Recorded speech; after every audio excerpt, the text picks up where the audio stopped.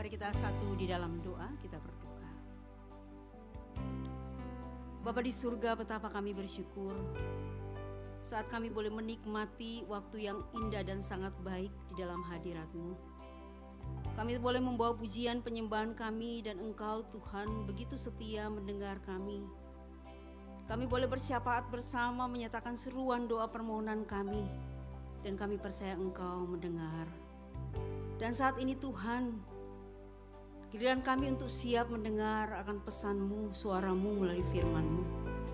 Biarlah sebagaimana pujian yang kami nyatakan di hadapan-Mu, kami mau memiliki hati hamba, hati yang mau diajar, hati yang mau dipimpin, dibentuk, untuk kami boleh melakukan apa yang Tuhan kehendaki di dalam hidup kami. Tuhan menolong setiap kami. Roh Kudus bekerja bagi hamba-Mu yang penuh dengan keterbatasan di dalam menyampaikan. Demikian setiap jemaat-Mu yang mendengar. Biarlah sungguh-sungguh kami di bawah pengertian yang baik dan benar akan firman-Mu dan dimampukan untuk melakukannya dalam hidup kami hari demi hari. Di dalam nama Tuhan Yesus firman yang hidup, kami berdoa, kami bersyukur. Amin. Shalom Bapak Ibu yang dikasih Tuhan. Selamat malam bagi kita semua. Ya, selamat Paskah. Kita baru melewati beberapa hari. Puji Tuhan. Mari kita bersama akan melihat dan merenungkan satu tema, kasih yang memulihkan. Kita membuka bersama Yohanes pasal yang ke-8. Injil Yohanes pasal yang ke-8 ayat 1 sampai ayatnya yang ke-11. Yohanes 8 ayat 1 sampai 11. Bapak Ibu, saya minta kesediaan kita untuk membaca silih berganti. Ya, saya sebagai narator, ya, jemaat, Bapak Ibu yang baca bagian jemaat sampai pada bagian akhir ayat yang ke-11. Demikian firman Tuhan. Tetapi Yesus pergi ke Bukit Zaitun. Pagi-pagi benar ia berada lagi di bait Allah dan seluruh rakyat datang kepadanya. Ia duduk dan mengajar mereka. Maka ahli-ahli Taurat dan orang-orang Farisi membawa kepadanya seorang perempuan yang kedapatan berbuat zina. Mereka menempatkan perempuan itu di tengah-tengah lalu berkata kepada Yesus,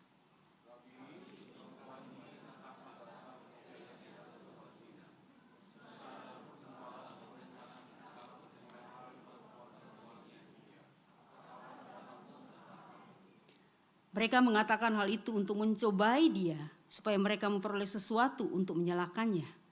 Tetapi Yesus membungkuk lalu menulis dengan jarinya di tanah. Dan ketika mereka terus-menerus bertanya kepadanya, ia pun bangkit berdiri lalu berkata kepada mereka,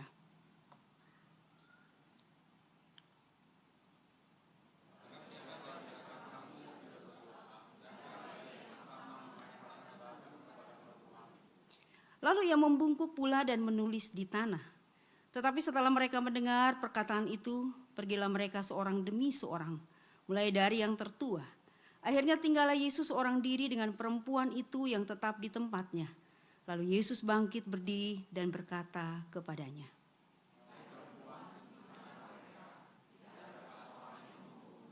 jawabnya. Lalu kata Yesus,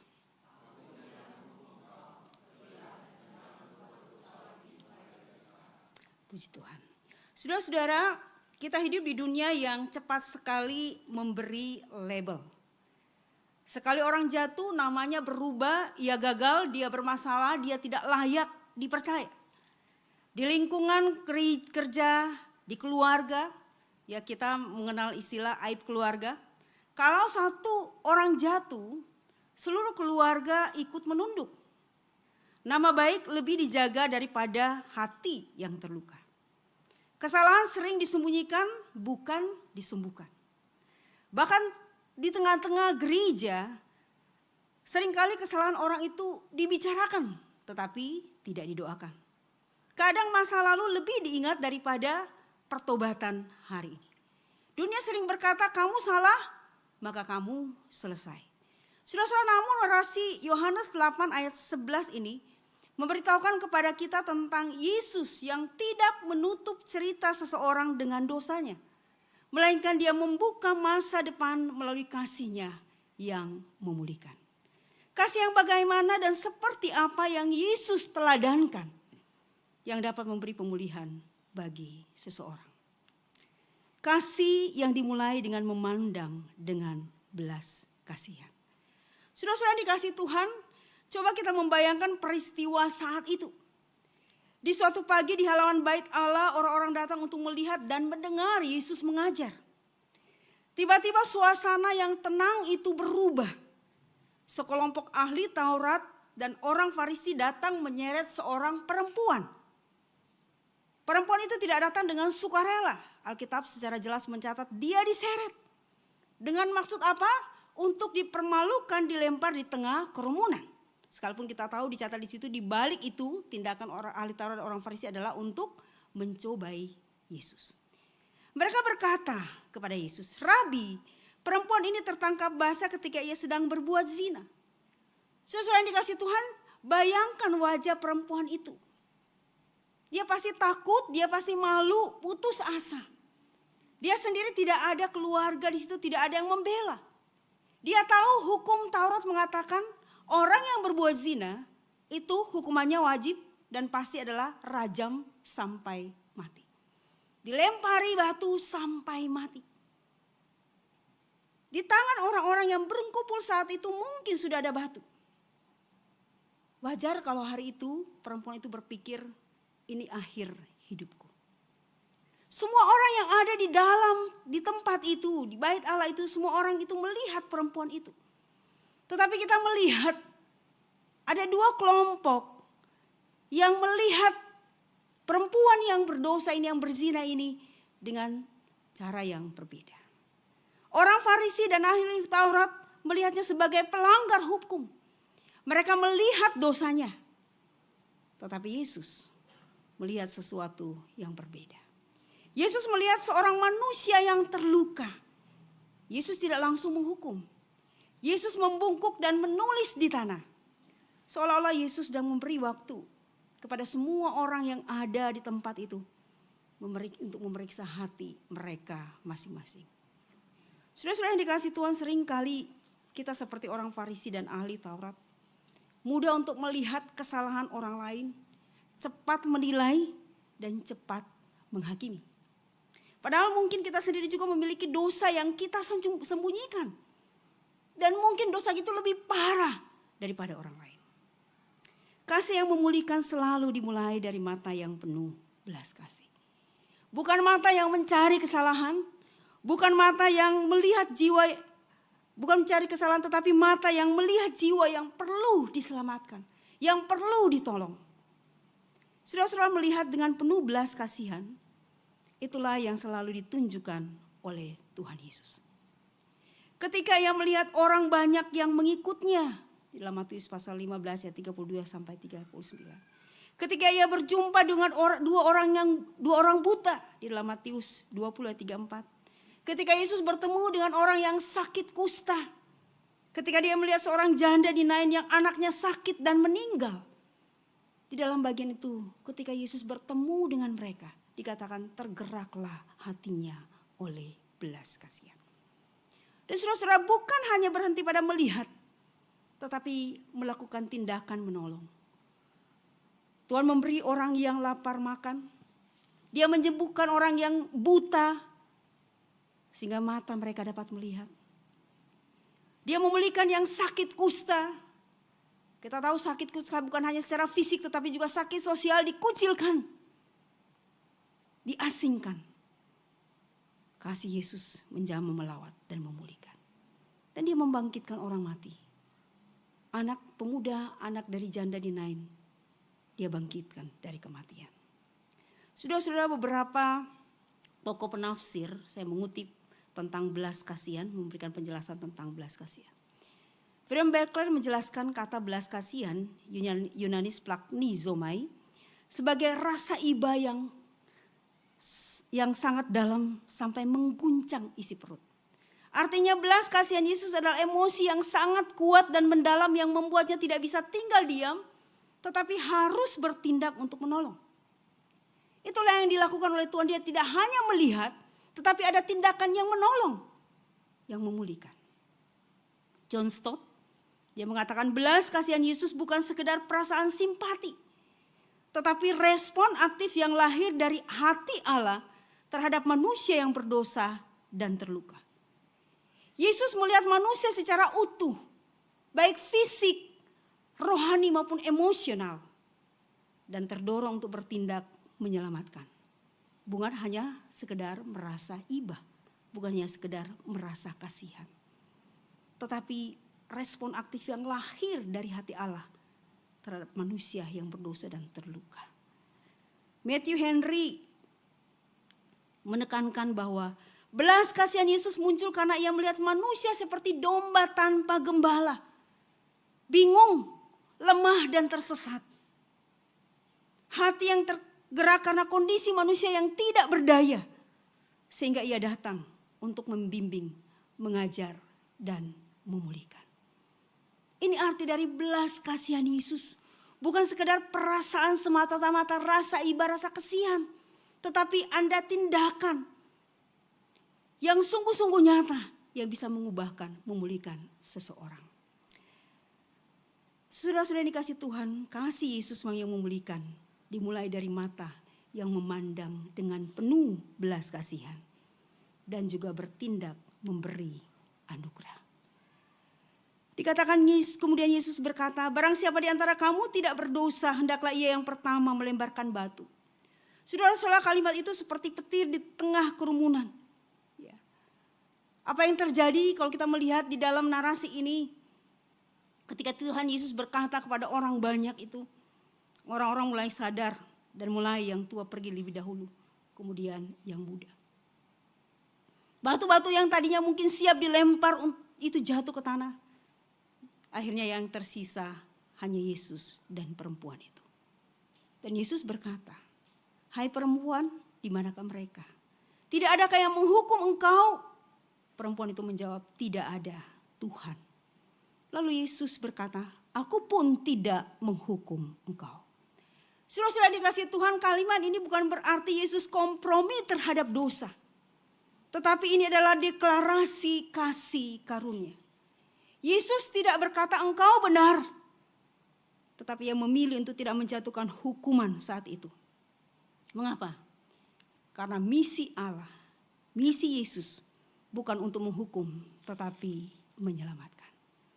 Yohanes 3 ayat 17 dikatakan, sebab Allah mengutus anaknya ke dalam dunia bukan untuk menghakimi, melainkan untuk menyelamatkannya. Yesus satu-satunya yang tanpa dosa yang ada di dalam kumpulan kerumunan orang-orang yang ada di bait Allah saat itu. Tetapi Yesus justru memilih tidak melempar batu. Saudara-saudara, inilah anugerah dan inilah Injil. Yang layak menghukum, memilih untuk mengampuni. Dia yang suci, yang kudus, dia merangkul orang yang tercemar, yang berdosa. Kasih yang memulihkan tidak menyangkal dosa, tetapi mengalahkan dosa dengan kasih. Saudara, kita tahu tentu dan sadari perempuan itu tidak layak menerima pengampunan. Tetapi Yesus memberikannya. Begitupun juga dengan kita, tidak ada satupun dari kita yang layak di hadapan Tuhan. Semua kita berdosa. Jelas dikatakan bahwa kecenderungan manusia adalah dosa. Hal-hal yang jahat dan tidak berkenan di hadapan Tuhan. Tetapi melalui kasih-Nya, Tuhan memberi kita pengampunan dan kesempatan yang baru. Mengapa? Karena Yesus menghargai nilai hidup seseorang. Saudara-saudara dikasih Tuhan, bagi orang banyak, bagi orang Farisi dan ahli-ahli Taurat, perempuan itu tidak berharga. Ia hanya alat untuk menjebak Yesus. Tetapi bagi Yesus, perempuan itu tetap berharga. Bagi Yesus, perempuan ini adalah merupakan jiwa yang berharga di matanya. Yesus berbicara langsung kepadanya. Yesus tidak mempermalukannya, tetapi yang Yesus lakukan adalah memulihkan martabatnya. Saudara-saudara, ini mengingatkan kita bahwa dosa itu nyata dan serius. Tetapi tidak menghapus nilai seseorang di hadapan Tuhan. Kasih Yesus lebih besar dari dosa manusia. Di hadapan Tuhan setiap orang tetap berharga dan mempunyai kesempatan untuk dipulihkan. Saudara-saudara, ada orang yang merasa dirinya tidak berharga karena apa? Karena kegagalan hidup. karena dosa masa lalu, karena luka di dalam keluarga, karena kesalahan yang pernah dilakukan. Mungkin ada di antara kita yang mengalami dan sedang berada dalam kondisi-kondisi yang seperti demikian. Tetapi Tuhan berkata melalui firman Tuhan malam hari ini, engkau tetap berharga di mataku. Kasih Yesus yang memulihkan adalah kasih yang menilai hidup orang itu berharga. Kasih Yesus yang memulihkan adalah kasih yang memberi kuasa untuk berubah. Yesus menutup percakapan itu dengan berkata, pergilah dan jangan berbuat dosa lagi. Sudah kita melihat dengan jelas di sini, kasih Tuhan bukan hanya mengampuni, tetapi juga mengubah hidup. Sudah kita tahu bahwa pemulihan selalu terjadi. Itu dari awal itu pemulihan selalu itu membawa kepada pertobatan. Perempuan itu tidak kembali sebagai orang yang sama. Ia pergi dengan hati yang dipulihkan. Dia pulang dengan harapan yang baru. Dia pulang dengan kesempatan hidup yang baru. Masa depan yang baru. Kasih Tuhan membawa kepada hidup yang berubah. Orang yang dipulihkan dari dosa tentunya harusnya mulai hidup benar. Orang yang diampuni kita juga belajar untuk mengampuni. Orang yang dikasihi mulai mengasihi.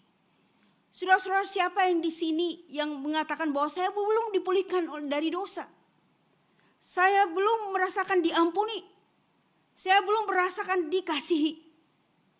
Saudara, peristiwa salib yang baru kita peringati minggu kemarin dan kita masa-masa sesudah Paskah ini. Kita merenungkan kasih Tuhan yang begitu dalam. Dan saya yakin dan percaya kita sudah semua sungguh mengalami akan hal itu. Sudah dikasih Tuhan, kembali kita coba membayangkan kembali kondisi perempuan itu. Dia berdiri di tengah-tengah kerumunan. Debu di tanah, orang-orang di sekeliling, batu di tangan mereka. Dia menunggu hukuman yang akan ditimpakan kepadanya. Dia menunggu batu pertama dilempar kepadanya. Mungkin dia menutup matanya, mungkin dia menangis. Mungkin di dalam hatinya dia berkata, ini akhir hidupku. Tetapi ternyata apa yang terjadi? Batu itu tidak pernah datang. Yesus yang datang justru sebuah suara lembut mengatakan, aku pun tidak menghukum engkau. Sudah dikasih Tuhan, mengapa Yesus bisa berkata seperti demikian? Karena Yesus tahu bahwa dia sendiri akan menanggung hukuman itu. Dia akan menanggung hukuman perempuan yang berzina itu, yang kedapatan berbuat dosa itu. Batu-batu itu tidak mengenai perempuan itu. Tetapi di kayu salib, paku-paku yang menembus tangan Yesus. Hukuman yang seharusnya jatuh pada manusia berdosa, kepada saya dan saudara-saudara, ditanggung oleh Kristus. Di salib Yesus menerima penghinaan. Di salib Yesus menerima penderitaan. Hukuman dosa manusia. Supaya apa? Supaya kita manusia yang berdosa, saya dan saudara yang berdosa, menerima pengampunan dan pemulihan. Itu sebabnya kasih Yesus adalah kasih yang memulihkan. Kasih yang tidak hanya berkata, aku mengampuni engkau. Tetapi kasih yang berkata, aku menanggung hukumanmu supaya engkau hidup. Dan kita tahu karena Kristus hidup, ada hari esok bagi kita. Karena Kristus hidup, ada harapan bagi kita. Inilah kasih yang Yesus yang memulihkan. Yesus melihat penderitaan manusia secara mendalam. Hatinya tergerak dengan kasih yang kuat. Dan dia bertindak nyata untuk memulihkan dan menyelamatkan. Sudah dikasih Tuhan, malam ini ketika kita datang dalam ibadah doa, mungkin ada di antara kita yang datang seperti perempuan itu. Membawa dosa, membawa luka, membawa rasa bersalah. Tetapi dengarlah suara Tuhan berkata, aku pun tidak menghukum engkau. Mari kita datang kepada Tuhan. Karena kasih Kristus sanggup memulihkan hidup kita. Datang pada Tuhan memohon pengampunan.